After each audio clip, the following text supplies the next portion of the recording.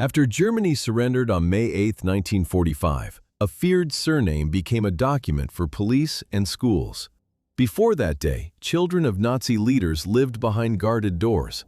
Some grew up in mountain chalets, others slept in official residences under strict rules and constant obedience. Nannies, cooks, and bodyguards arranged the daily routine. Games continued beneath solemn official portraits. The children often did not know why their own names frightened adults. Then the family name had to be explained.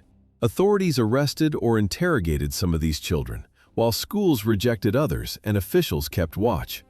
Some hid their identities, others defended their parents or said nothing. On November 20, 1945, the Nuremberg trial began and accusations became public record. Home privilege now met identity checks, refusals, and questioning. The same surnames that once opened doors now triggered scrutiny. Some children faced arrest or interrogation. Others met rejection at school and continued surveillance by the authorities. I'm shaping the block as a chronological witness record, keeping the family details concrete and the post-war turn tied directly to her detention and the news of Himmler's death.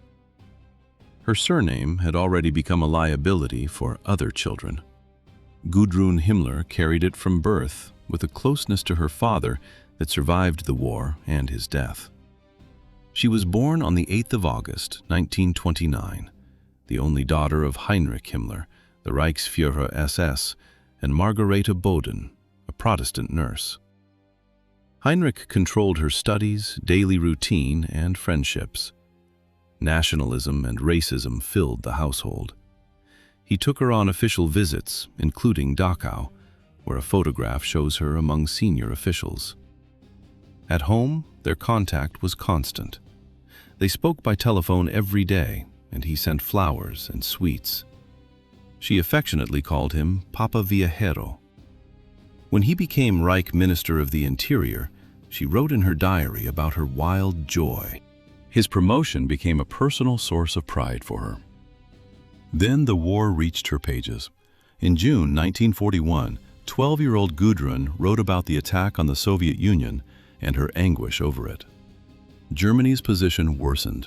She still expected victory because she trusted Himmler. The entry records both facts: fear about the war and faith in her father. In 1945, defeat reached the family directly. They abandoned their home in Gemund. In May, Gudrun and her mother were captured in northern Italy, both handed over by a former collaborator of Himmler.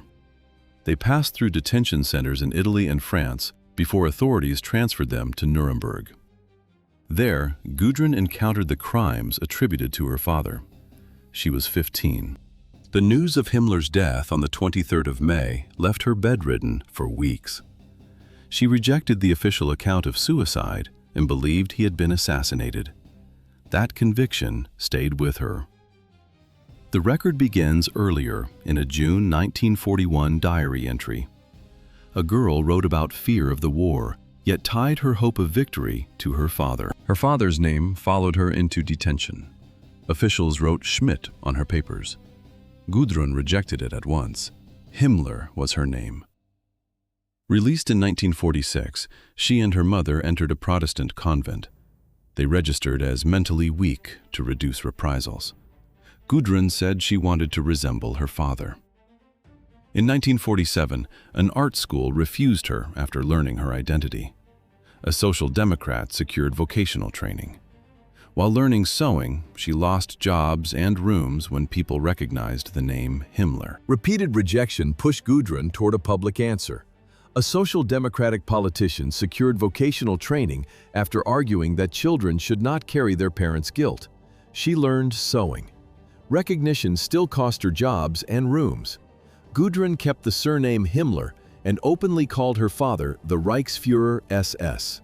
In 1951, she joined Still Hilfe, an aid group that sent money and legal assistance to imprisoned or hiding former Nazis. Her private loyalty became organized support. She helped found Viking Jugend, a neo-Nazi youth organization. In Munich, photographs, medals, and busts of Himmler filled her house. In 1955, She traveled to London for an event with Ribbentrop's son. She visited the convicted Anton Maleth and assisted wanted Nazis, including Adolf Eichmann and Klaus Barbie. She also helped people who were trying to avoid arrest and extradition. Gudrun married Wolf Dieter Berwitz, a Nazi sympathizer, and raised children near Munich. They lived outside the Bavarian capital. One of her sons became a prosecutor. Her contacts reached the NPD, founded in 1964, and gatherings that celebrated the Nazi past in Austria.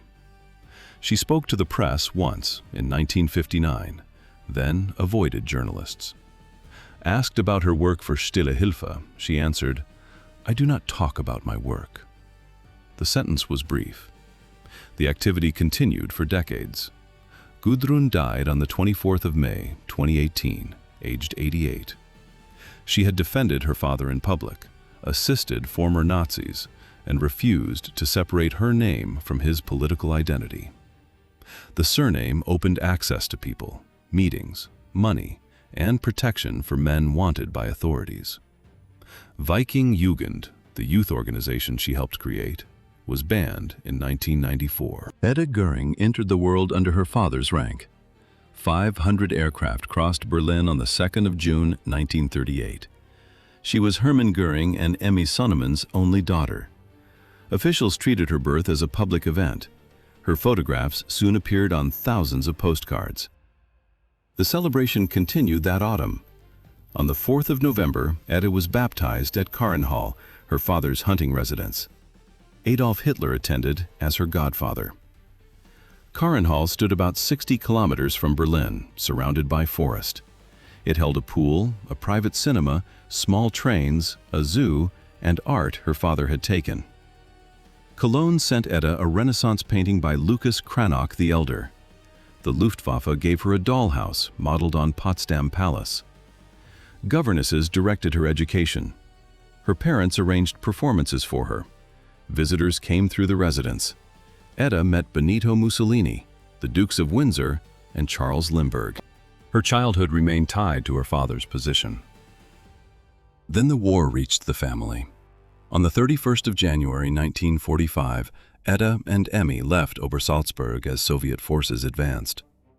Hermann Göring ordered Karenhall destroyed before opposing troops could take it. First, he sent his art collection toward Berchtesgaden on special trains. The family went to Mauterndorf Castle in Austria. Closed doors replaced the open rooms of Karenhall. From the castle, Göring tried to claim authority under a decree naming him Hitler's successor during incapacity. Hitler called this treason. He ordered Göring's arrest. On the 23rd of April, the SS isolated Mauterndorf's residence. No messages left the castle. Guards kept family members apart. Bombs drove Edda and her mother into the basement. Her father remained isolated. Custody changed hands, and Edda and Emmy reached Fishhorn Castle before the Americans took the family on the 7th of May. An official let them spend one final night there. From the back seat of a limousine, Edda watched American soldiers take her father away. She began to cry. 2 days later, photographers captured Hermann Göring beside a Texas flag, in his last image with his family. By June, Edda turned 7 without him. She and Emmy were sent to Waldenstein Castle, where Edda wrote a letter that never reached her father. She wrote that she missed him, loved him, prayed for them each night, and sent 1,000,000 kisses. In October, American authorities arrested Emmy again and brought her to Straubing Prison. Edda spent time alone in a nearby village before mother and daughter reunited. They shared one cell and slept on a mattress beneath a blanket they said Mussolini had given them. At Christmas, another prisoner dressed as St. Nicholas gave Edda chocolates. By February of the next year, Emmy and Edda left prison with no home and no money. An American journalist helped them settle in a hunting lodge at Sackdilling, while relatives of Göring's first wife provided financial support. In March, they could finally write to Hermann Göring in Mondorf-les-Bains, Luxembourg, where he received treatment for morphine addiction.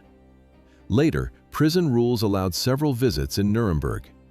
On the 18th of September, Edda saw her father through glass during an event for prisoners' children.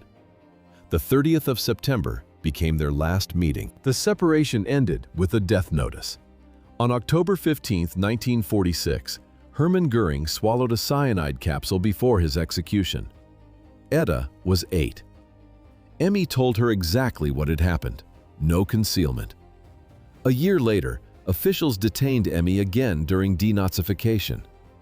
Edda was 9 and feared her mother could receive the death penalty. Then, officials sent Emmy to the Göringen camp. In 1948, they imposed 1 year of forced labor, partial loss of property, and a 5-year ban on practicing her profession. That same year, Edda entered St. Anna School in Sulzbach, Rosenberg. Classes began there. She completed her studies in 1958. Her graduation thesis asked whether forgetting could be a blessing and a risk at the same time. The legal dispute reached Edda in 1949. A lawsuit challenged the gifts she had received as a child, including a painting by Lucas Cranach the Elder. That courtroom fight did not end Edda Göring's attachment to her father. It followed her into adult life. She tried to study law. She left. Later, she earned a university degree in Munich. She never publicly broke with Hermann Göring or the world around his name. Her views stayed fixed. She argued that he was not directly responsible for the extermination of Jews, despite signing an order in 1941 that authorized Reinhard Heydrich to carry out the so-called final solution. The claim placed her against the documentary record. After Emmy Göring died in 1973, Edda lived alone in Munich. Her apartment held objects and photographs connected to her father and the Third Reich. She refused interviews, but during one telephone call she said, "I love my father very much. You can write that." The statement was brief. The position was public. Edda also appeared at events organized by far-right groups, including gatherings linked to Winifred Wagner, and remained in contact with Nazi sympathizers. Other relatives chose a direct break. Bettina Göring underwent sterilization so the family name would not continue. Her brother made the same choice. Matthias Göring converted to Judaism and moved to Israel. The family split over one question: preserve the name or end it. In 2015, at age 76, Edda returned to court. She sued the Bavarian parliament, demanding property confiscated from her father after the war. The claim concerned the same family possessions that had drawn legal scrutiny decades earlier. The court rejected her request immediately. Years before Edda's failed claim, Rudolf Hess left a different family possession behind. On May 10, 1941, he played with his 3-year-old son. Then came goodbye. Hess hid letters and his will among the toys, carrying the boy's photograph in his pocket. He left Augsburg in a modified Messerschmitt Bf 110, built to fly over 1,600 kilometers. His offer? A peace treaty with Britain. He parachuted near Eaglesham. Local authorities took him into custody. Until that flight, he was Deputy Führer. Hitler called him a traitor and questioned his mental state. Hitler's verdict changed the Hess family's place in public life. Wolf Rüdiger paid that price without entering politics. His father vanished from portraits and official acts. Letters remained. Rudolf Hess was born in Alexandria in 1894, inside a prosperous family. He flew as a pilot during World War I, then joined Hitler's party early. Hess became one of Hitler's closest followers, and for years, the Führer's natural successor. The flight to Britain ended that status. Ilse Proll married Hess in 1927. Their only son, Wolf Rüdiger, arrived in 1937 after repeated failed attempts to conceive and unconventional medical treatment. The family held a non-Christian baptism with Hitler named godfather. Gifts came from across Germany. After Hess tried to negotiate with the Allies, the family lost its place near power. Ilse moved with the child to Bad Oberdorf. Rudolf stayed connected through letters from Britain, then Nuremberg, then Spandau. The paper trail outlived his political standing. The Nuremberg trial ran from 1945 to 1946. Judges gave Hess a life sentence for conspiracy and crimes against peace. Allied powers sent him to Spandau in 1947 and kept him there until 1987. Surveillance controlled every meeting. Wolf Rüdiger trained as a civil engineer, but prison visits shaped his public life. He saw his father as a misunderstood peacemaker. He visited Spandau 102 times. Contact stayed cold and regulated. The rules prohibited physical affection. Then, in 1982, the rule broke once. Father and son embraced for the first time. That brief contact did not erase the distance. Wolf Rüdiger turned private loyalty into a public argument. From the 1960s onward, he campaigned to clear Hess's name. He refused military service and rejected official accounts of his father's role in the Nazi regime. He argued that political interest shaped the conviction. 3 books repeated that case in different forms. Interviews and conferences carried it beyond the prison. When Hess died in 1987, authorities recorded suicide. Wolf Rüdiger rejected that conclusion. He requested a second autopsy in Munich, whose findings pointed to possible signs of strangulation, not a proven murder. Until his death in 2001, he claimed British Secret Services had killed his father to block any release. His association investigated the death while his books kept the accusation in public view. In 2011, descendants ordered Hess's remains exhumed and cremated to stop the grave becoming a pilgrimage site for neo-Nazi groups. Thousands still gather each year. The letters from Britain, Nuremberg, and Spandau remain the last physical record of their bond. Wolf Rüdiger Hess defended his father through books and interviews. Another heir met the family past from a car's back seat. Wolf Andreas Hess grew up hearing that Rudolf Hess was innocent and raised his own children with the same conviction. He later built a website honoring his grandfather. In 2002, authorities sanctioned him for Holocaust denial statements. That defense moved from private loyalty into a public record. Nicholas Frank was 4 when his mother, Brigitte, drove him toward the Kovno ghetto in occupied Kaunas. The ghetto had been created in 1941. Brigitte went there for furs and corsets, choosing household goods while people remained confined behind the walls. Nicholas watched from the back seat. Bodies lay motionless beside the road. Children in rags stared without speaking. The car continued past them. He could not understand what those people had done to end up in such a place. His mother's purchases and the silent faces occupied the same journey, without explanation. Nicholas saw the motionless bodies first, then the children watching him. The child from the car entered a house. Brigitte had returned from the ghetto carrying carpets, jewels, and expensive objects bought for little money. Nicholas saw a man shouting at an extremely thin elderly woman, telling her she would soon be dead.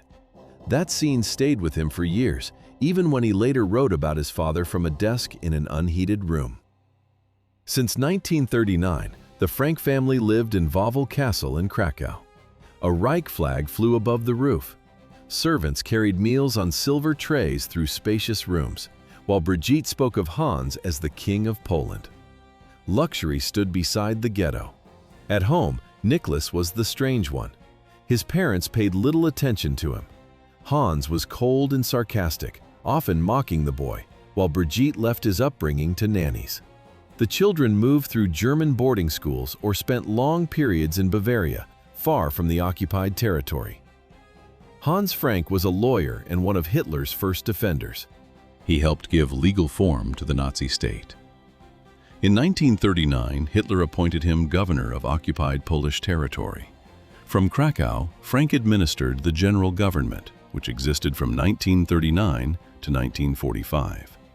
His office organized mass deportations of Jews to camps. He said the more Jews died, the better. Norman and Sigrid attended the German school in Krakow. The younger children remained in Germany with a nanny. Later, Nicholas remembered visiting a nearby camp with his caretaker. Extremely thin men were thrown from donkeys. He was offered hot chocolate. The family fled as the war ended. On May 4, 1945, Hans Frank escaped toward Bavaria with stolen paintings by Raphael and Da Vinci. American troops captured him there. The castle, the silver trays, and the Reich flag were gone. His flight ended in custody. In the last days before surrender, Hans Frank gave his wife 50,000 marks. Norman remembered no affection in the gesture.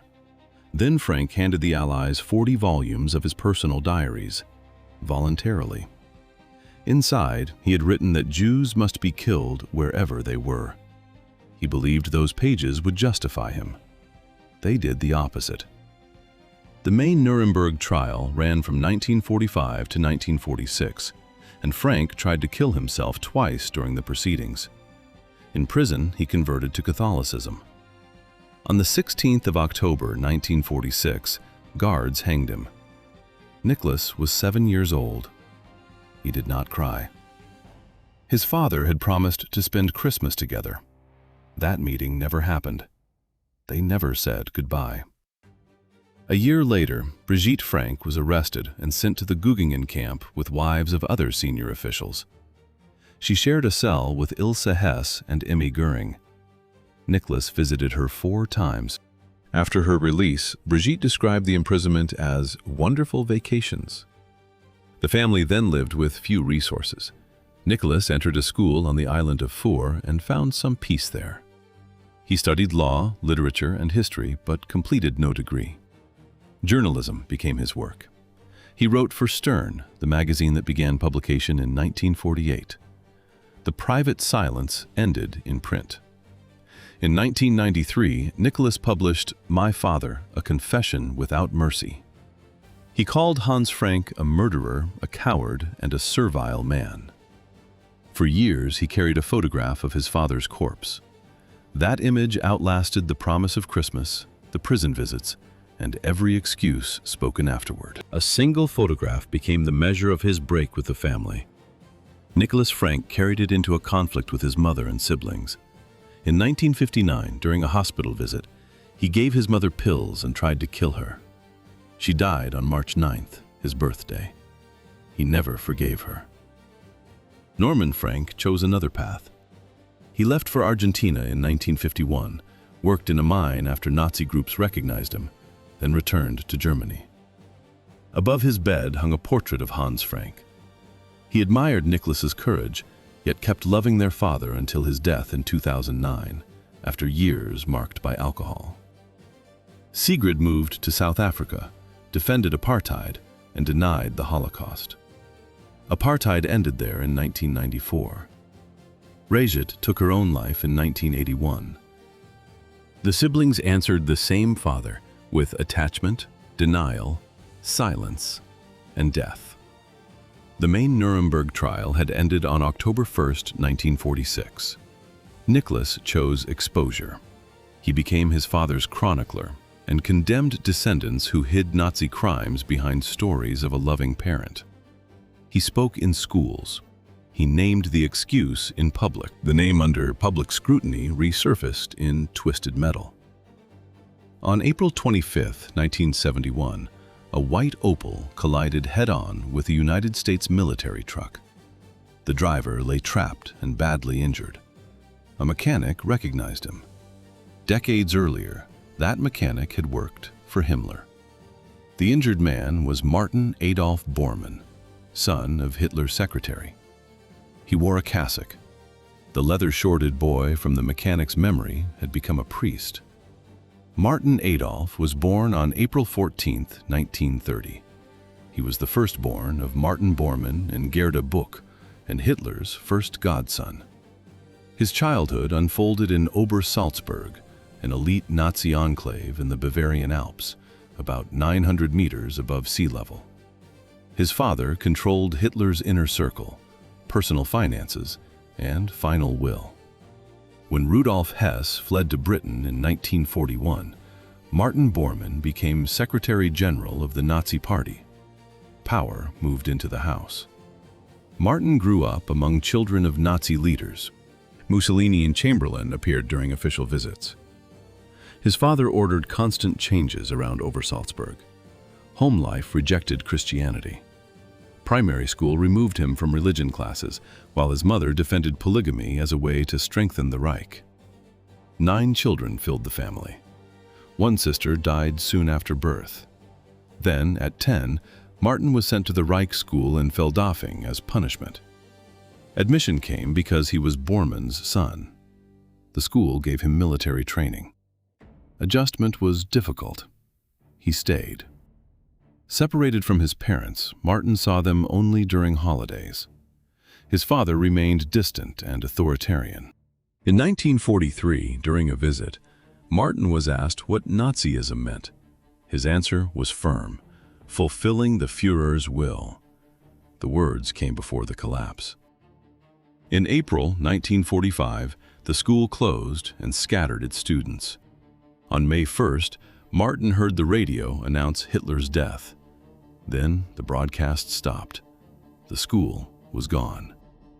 Silence stayed with him. Martin Adolf Bormann left the boarding school in the Hitler Youth uniform. His father's former assistant told him to burn it, change his name, and vanish. He adopted the name Bergman. Then he hid on a farm in Hintertal, posing as a child with no family. A religious household took him in. There he attended catechism and read the Salzburger Nachrichten.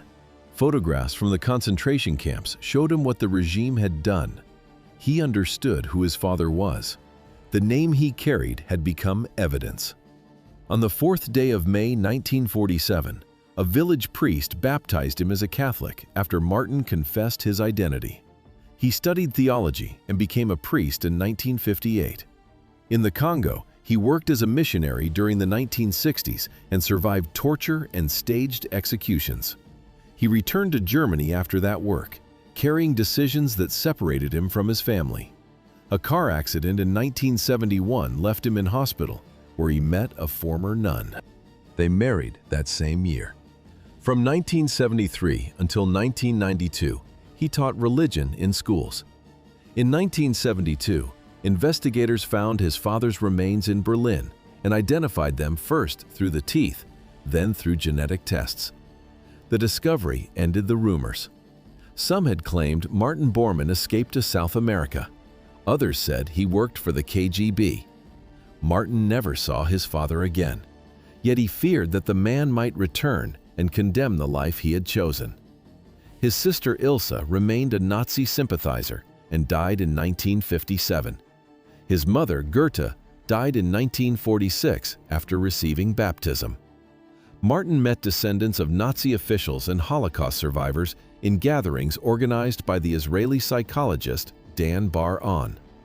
In 1993, he traveled to Israel on an ecumenical mission and wrote about the way Nazism manipulated language. He said his silence came from fear of judgment, not trauma. He condemned his father's actions without claiming his father's guilt as his own. Martin Adolf died on the 11th of March 2013.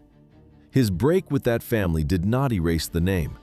It carried forward into another household, close to the camp Rudolf Höss commanded. Brigitta Höss grew up in a comfortable house near Auschwitz, on territory occupied by Germany in Poland. The compound was close enough for the camp to shape the air around the garden. Prisoners served inside the house. Many of the objects available to the family had been taken from people imprisoned at Auschwitz. Brigitta played with dolls made by prisoners. She rode in boats and watched unusual animals kept in the garden. The children moved through rooms arranged for comfort while the camp stood nearby. Auschwitz was liberated on the 27th of January 1945. The house and the camp belonged to the same occupied landscape, divided by daily routines rather than distance. Brigitte remembered the domestic details first: servants, toys, walks, and fruit growing outside. Then the air changed. Smoke and ash drifted over the garden. Black particles settled on the fruit. The children kept playing beside the commandant's house while those traces arrived from the camp. The evidence was not hidden in a document. It rested on the food in their hands. Her mother told her to wash the strawberries carefully. Black dust covered the fruit. The dust came from Auschwitz. Rudolf Höss was born in 1901 in Baden-Baden to a family with strong Catholic roots. His childhood demanded obedience, until a conflict with his confessor pushed him away from religion. He joined the Rossbach Freikorps and later received a 10-year sentence for killing a communist. He left prison after 4 years. The sentence ended early. In 1934, Heinrich Himmler invited him into the SS, and Hess entered camp training at Dachau and Sachsenhausen, where he learned how guards, orders, transport, and punishment operated together. In 1940, Hess took command at Auschwitz. He turned military buildings into a concentration camp, then expanded the site into a place built for mass killing. The order came through Himmler, who communicated Hitler's plan known as the final solution. The facilities grew. Auschwitz-Birkenau took shape beside the original camp near the Polish town of Oświęcim. Zyklon B was used in the executions. The commandant signed orders, inspected the grounds, and kept the camp running while transports arrived. Auschwitz was liberated on January 27, 1945. Hess was already hiding under a false identity. His family home had stood only a short distance from the camp, behind a neat yard and carefully maintained rooms. The house stayed tidy. Hedwig Hess managed the household and arranged social gatherings. Their children played outside, sometimes copying scenes they had watched among prisoners, while domestic workers kept the family comfortable. Luxury goods came from the warehouses called Canada, where confiscated belongings were stored. Himmler visited the household. The children had servants, toys, and regular meals, while ash drifted through the air and settled on fruit in the garden. Neighbors and domestic workers remembered a clean house and polite, well-educated children. The routine continued beside the camp's killing sites. A family meal could exist within the same compound as orders for executions. In 1943, Hess left the post of camp commandant and moved into administrative duties. In 1944, he again took a central role in the deportation of Hungarian Jews. His position changed, but his connection to the camp's operations remained direct. After the war, Hess claimed that he had followed orders. He did not accept personal responsibility for the deaths carried out under his command. He never rejected Nazism, and he described his role as a mandate that had to be fulfilled without question. His wife was captured in 1946. During interrogation, she revealed where he was hiding. Police arrested him soon afterward. He gave testimony at the Nuremberg trial. Then Polish authorities took custody of him for a separate prosecution. The case returned him to the place he had commanded. Polish judges tried him, convicted him, and sentenced him to death. On April 16, 1947, Rudolf Hess was executed at Auschwitz. The sentence ended his father's case. It did not remove the surname from his children. Albert Friedrich Speer was born in Berlin in 1934. He grew up at Obersalzberg near Adolf Hitler's Berghof, among the families of Nazi leaders. Mountains surrounded the house. Animals and servants filled the grounds. He played with the children of Hermann Göring and Martin Bormann, while his father rose to become Minister of Armaments.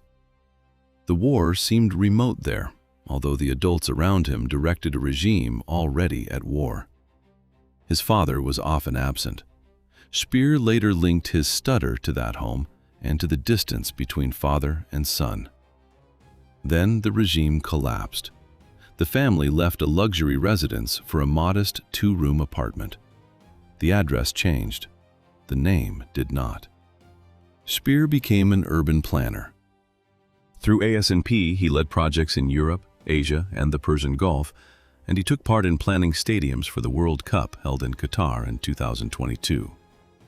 His plans stressed human well-being and sustainable development, far from his father's monumental public image. In 1964, he won the Ludwigshafen Station design competition anonymously. That entry documented a career judged before the surname was attached to it. The sentence reached beyond the courtroom. After the Nuremberg trial of 1946, Albert Speer received 20 years in prison. and his children carried the surname into ordinary life. The family moved to Heidelberg. They lived with the grandparents. Schools refused Albert Jr. because of the name. At 15, he began training as a carpenter. That was the available door. Academic problems followed him. He still entered the Technical University of Munich and studied architecture under Hans Dolgast. The Nuremberg proceedings had taken place in 1945 and 1946. Their legal result shaped a boy's education for years. His father remained imprisoned from 1946 to 1966. Visits to Spandau were short, formal, and without warmth. The prison stood in West Berlin. Letters continued, but the family felt no closeness in them. Hilda, born in 1936, remembered replies written like school assignments. The sentences were correct. The affection was missing. Ernst, the youngest son, barely remembered his father and stayed silent during visits. He later said he had nothing to say. Fritz felt uncomfortable in front of Speer Sr. Arnold studied the visiting room more closely than the reunion. Each child carried a different memory. None offered a shared family voice. Inside Spandau, Speer wrote constantly on whatever surface he could find, even toilet paper. He walked circles through the prison courtyard every day, covering kilometers while contact with his children stayed reduced to letters and brief visits. The prison routine did not prepare the family for his return. For years, Speer had paced the courtyard in circles and arranged money for his wife and children with Rudolf Wolters, including support for their education. He left prison in 1966, then entered a house whose children were already adults. His wife did not welcome him warmly. The meeting stayed formal, and the adult children kept their distance. Speer showed little interest in what they had lived through or felt while he was absent. In private notes, he weighed a renewed bond against keeping away. He asked what his children could do with a 60-year-old stranger. Albert Friedrich respected his father's professional career, yet described no closeness between them. Speer valued his son's path, but did not understand his vision. The son kept the family name. He built a separate career in urban planning and architecture, focused on sustainability, turning away from the monumental style tied to the Nazi past. After the 1966 release, courtesy remained. Albert Friedrich continued under his own professional direction. Auschwitz stood between Albert Speer and the children who carried his name. Hilda Speer accepted an award the Jewish community would not permit inside its synagogue. In 2004, the Moses Mendelssohn Prize went to Hilda for work on reconciliation. She was a sociologist, an environmental activist, and a supporter of intercultural dialogue. She also took part in local politics. The planned ceremony had been set for a synagogue. The Jewish community refused that setting because she was the daughter of a senior Nazi official. The event moved to a church. Hilda accepted the decision without protest. Her actions reached beyond the ceremony. Hilda joined efforts to return artworks looted under the regime. She sold paintings she had inherited. The money went to a Jewish foundation. The inherited objects remained. Their ownership changed. So did the destination of their value. Her siblings chose distance in other ways. Ernst lived on the same property as his parents, yet he described no close bond. Having Albert Speer nearby did not make him a present father. Fritz and Arnold also kept their distance. Hilda alone stayed closer, helping with correspondence and with her father's public image until his death in 1981. Albert Speer used books, interviews, and lectures after prison to restore that image.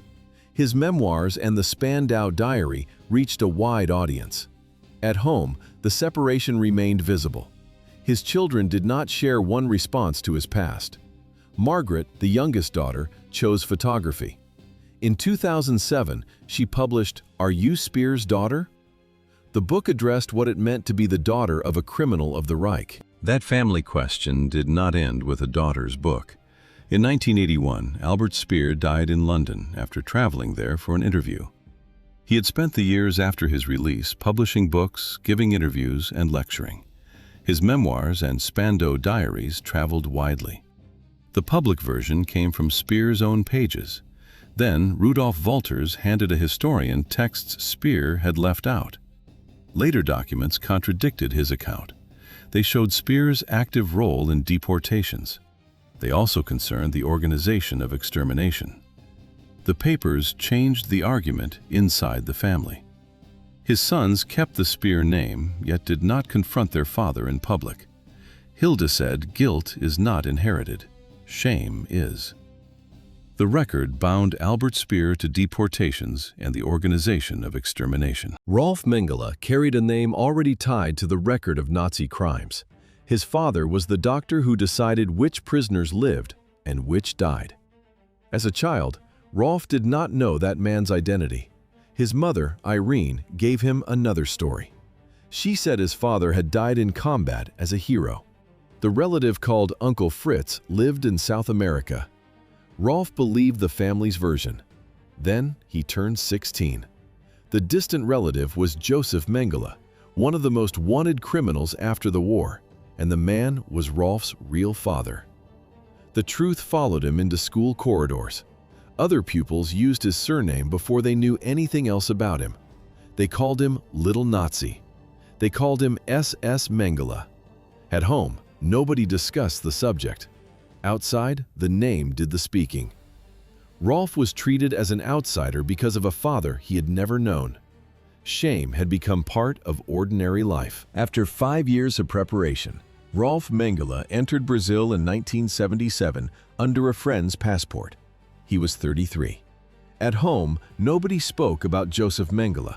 This was their second meeting, but the first in which Rolf knew the man before him was his father. He traveled anonymously, wary of search groups, then spent 2 weeks in a simple Sao Paulo dwelling where Mengele hid. The fugitive looked fragile, nervous, and physically worn. Rolf sat opposite the father who had never raised him, trying to understand how he had acted. His answer never changed. He had obeyed orders. Auschwitz already operated before he arrived. Joseph Mengele called his task a selection of prisoners fit for labor. He showed no remorse. He remained an SS doctor at Auschwitz, liberated on January 27, 1945. Rolf did not denounce him. He did not assist those pursuing him. When Mengele drowned in 1979 under the name Wolfgang Gerhard, Rolf used his real identity. He collected notebooks, letters, sketches, and a watch. He kept them from the authorities. He also withheld genetic samples and stayed away from the exhumation. In 2011, the archive sold for almost $250,000. A descendant of Holocaust victims bought the notebooks, letters, sketches, and watch at auction. Once the remains were officially identified, Rolf Mengele kept silent and protected people who had supported his father. The decision also concerned his own name. During the 1980s, he dropped Mengele and took his wife's surname. In Munich, he built a legal practice under that new name. His children would not grow up carrying the name their grandfather had made feared. Rolf did not deny his origin. He also refused to treat it as a personal sentence. He had questioned his father directly about what he had done. The answer brought no apology. No repentance followed. That exchange stayed with him. Rolf kept his distance from a father he described as a stranger. In 2008, he said publicly that he wanted to visit Israel and Yad Vashem. Yad Vashem stands in Jerusalem and was founded in 1953. He did not claim inherited guilt, yet he understood what the surname represented and why his appearance could cause discomfort. His choice was practical and public at once. He took his wife's name, practiced law in Munich, and separated his own family from the Mengele name. On May 8, 1945, Nazi Germany surrendered. The children of its leaders had grown up among Nazi symbols, strict discipline, privilege, and silence. Many were too young to grasp the scale of the crimes around them. After the surrender, their surnames changed meaning. Neighbors heard suspicion, rejection, or shame in a family name. Some changed identities, cut contact, and hid their origins. Others defended their parents' memory or refused to speak. No choice erased the name. The public response reached beyond gossip. Relatives concealed connections, institutions marked the children, and arrests sometimes followed family ties. The Nuremberg trials, held in 1945 and 1946, fixed those names inside criminal records. Their children did not stand in the dock, yet the surname kept producing consequences. In some cases, kinship itself became grounds for arrest, even when the children had taken no part in their parents' crimes.